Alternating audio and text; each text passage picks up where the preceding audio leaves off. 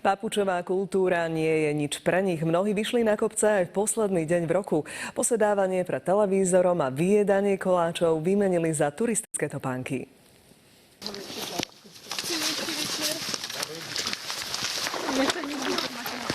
Počasí sa dneska vydařilo. Uvidíme dneska v telke našu termostu. Škoda zostať doma. Žiarivé slnko a obloha bez jediného mraku vytiahla do prírody rekordnú 500 tunajších turistov. Mráz neostal nič dlžný a severák poriadne vyštípal všetkým líca. Spoločne si zašportujeme a strávime príjemne takto posledný deň v roku.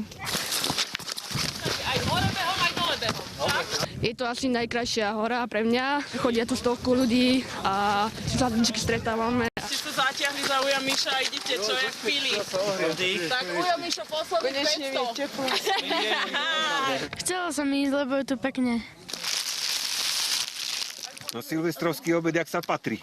Tohto muža nájdete pri Dvojkríži na vrchole každý rok. Patrí totiž k tým, ktorí na Minčole tradíciu silvestrovských výstupov začínali. A Silvester pred televízorom nie je vraj nič pre neho.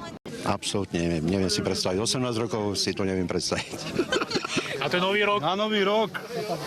Ak sa aj náhodou našiel niekto, kto cestou hore oľutoval, že dnešný deň nestrávil v obývačke pred televízorom, na vrchu Minčola pri takýchto výhľadoch na to každý, aspoň podľa mňa, rýchlo zabudol.